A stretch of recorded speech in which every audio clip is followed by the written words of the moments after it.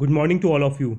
Welcome to today's lecture of filters affecting filtration rate in NFD.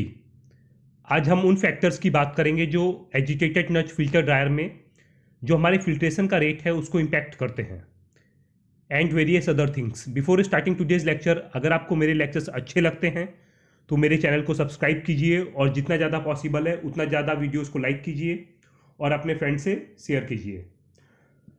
मेरे इस lecture के PDF का link मैं डिस्क्रिप्शन बॉक्स में डाल दूंगा. जिसको भी ये डाउनलोड करना है वहाँ पे जाके डाउनलोड कर सकता है.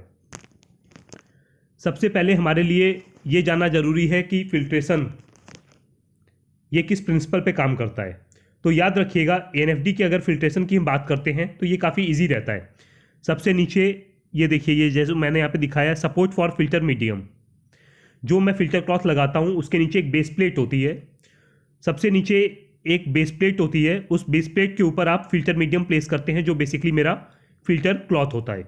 सबसे नीचे बेस प्लेट है, उसके ऊपर ये मैंने एक फिल्टर क्लॉथ लगाया हुआ है.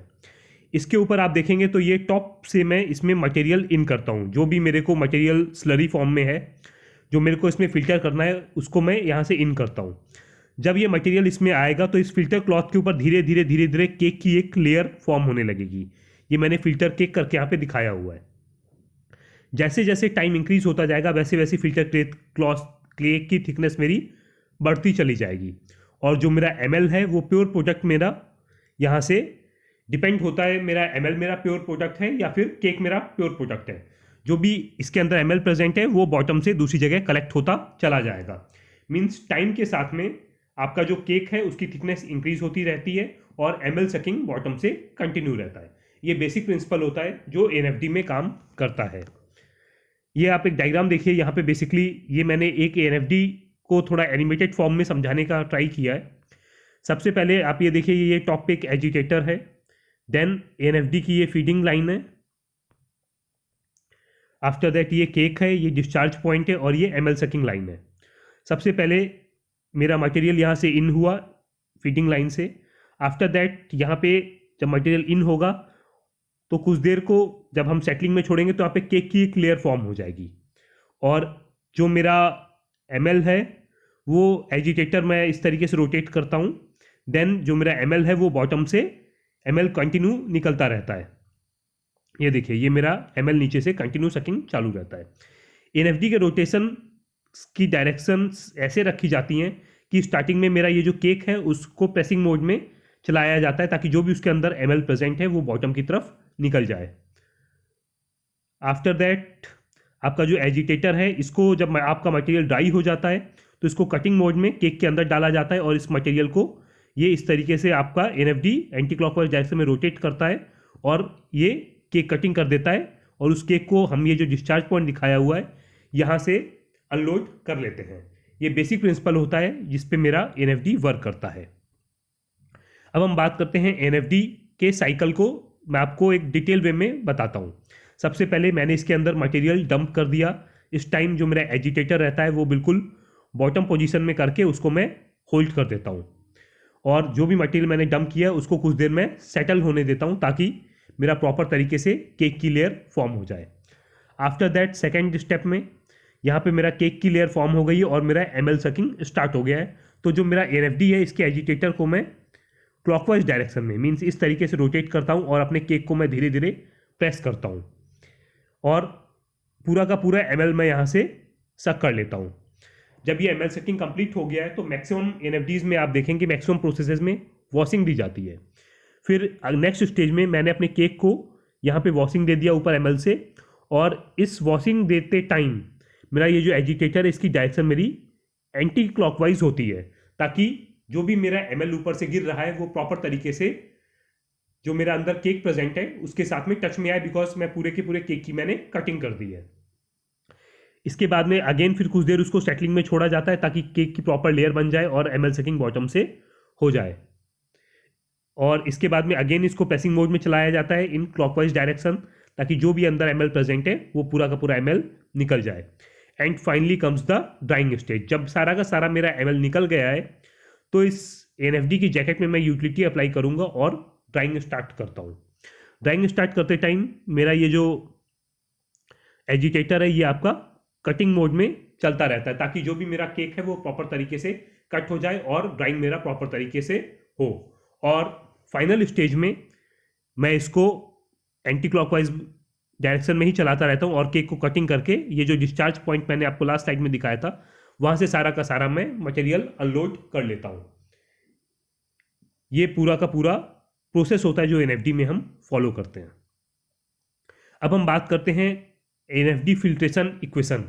अगर आप फिल्ट्रेशन की इक्वेशन देखेंगे तो जो रेट ऑफ फिल्ट्रेशन होता है, मींस एनएफडी में जो फिल्टर निकल रहा है, जो एमएल निकल रहा है, उसका रेट किन फैक्टर्स पे डिपेंड करता है। तो आप देखिए तो ये डायरेक्टली प्रोपोर्शनल होता है आपका आपका area, filter cross sectional area.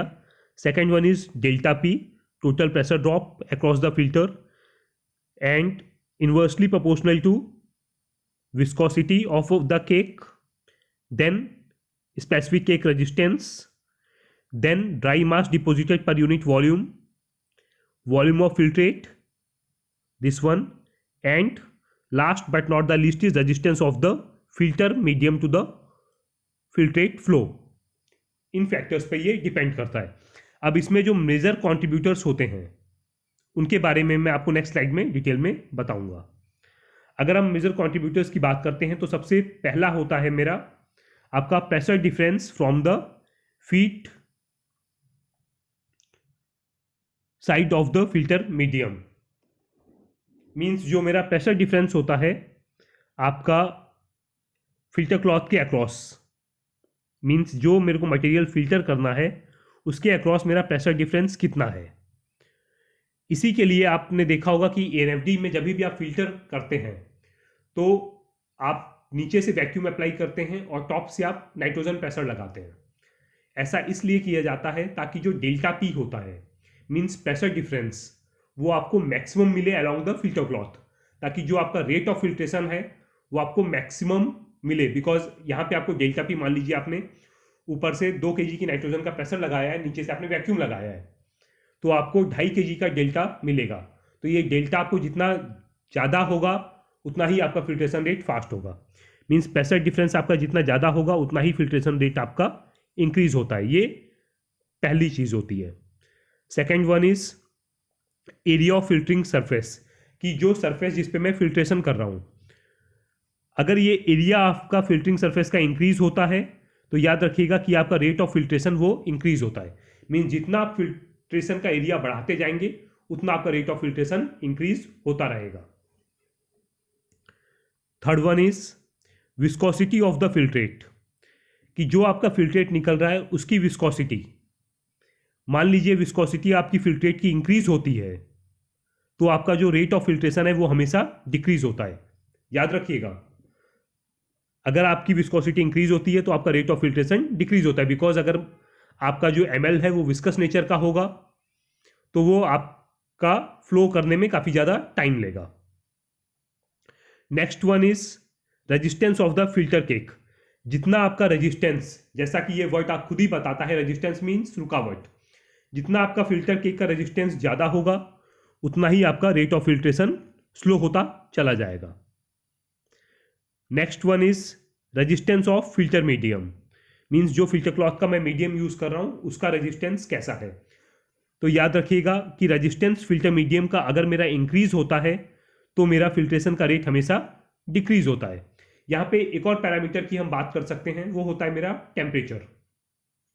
अगर किसी रीजन से मेरा टेम्परेचर राइज कर जाता है तो टेम्परेचर राइज करने पे हमेशा मेरी विस्कोसिटी जो है वो डिक्रीज करती है, और अगर मेरी विस्कोसिटी डिक्रीज करेगी तो मेरा रेट ऑफ फिल्ट्रेशन इंक्रीज करेगा। तो यहाँ पे आप एक पैरामीटर टेम्परेचर भी यहाँ पे लिंक कर सकते हैं। कुछ लोग इसमें एक और पैरामीटर बताते हैं, pore size. Basically pore size आपका, उसके बेस पे आप अपना फिल्टर क्लॉथ सेलेक्ट करते हैं कि डिपेंडिंग अपॉन कि किस साइज के आपके क्रिस्टल्स बने हैं, उस बेसिस पे आप अपना फिल्टर क्लॉथ सेलेक्ट करते हैं।